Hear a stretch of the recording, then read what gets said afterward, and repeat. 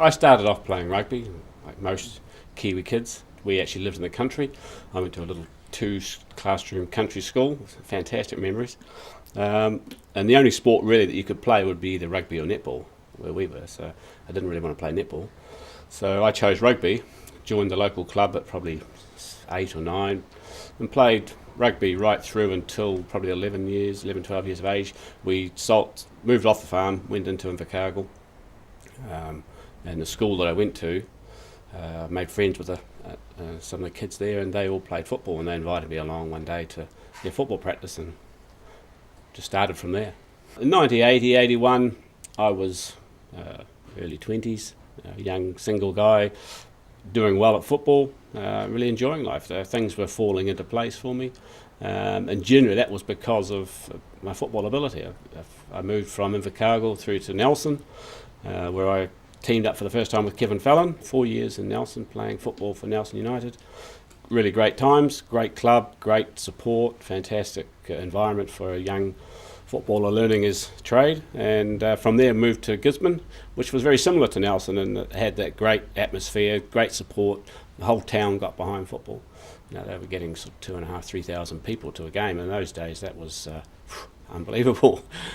So I've always been fortunate that I've been in that sort of environment with football, and because I've done well in football, everything else has sort of fallen into place. The Saudi Arabia game in Auckland, I was on the bench. I was included in the preparation for that, and I can't actually recall why I was, because I missed out on all the others. I was part of the overall group, and I worked hard for my opportunity to be included in one of the games.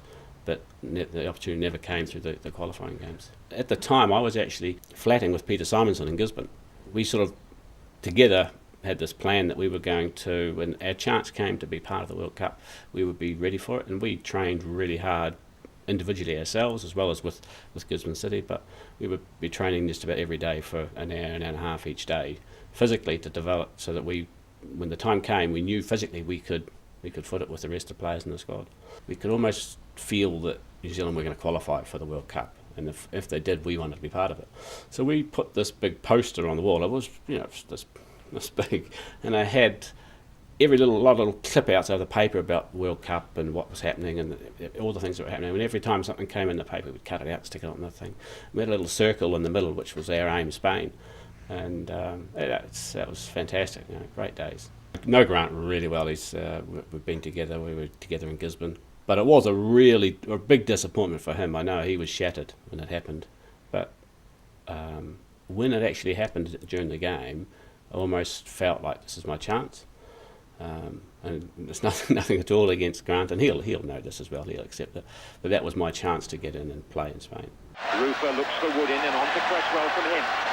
Oh, Cresswell showing good determination, I must say. He's had a fine first half. I remember a lot about the games, little incidences in the game as well. I remember chasing Gordon Strachan around a lot in that game. Little Baker could run. And from my personal point of view, missing a goal opportunity that everyone keeps reminding me of. They've got players forward here. This is Rufer. And a chance there for Cresswell. It would be absolutely brilliant to have scored that goal. Come away from the World Cup actually scoring a goal. But it didn't happen. For me, the 82 All Whites, that group of players, was probably the strongest group of players that I've been involved with, in terms of really sticking well together, the feeling in the group, the support for each other, on and off the field as well, was absolutely brilliant.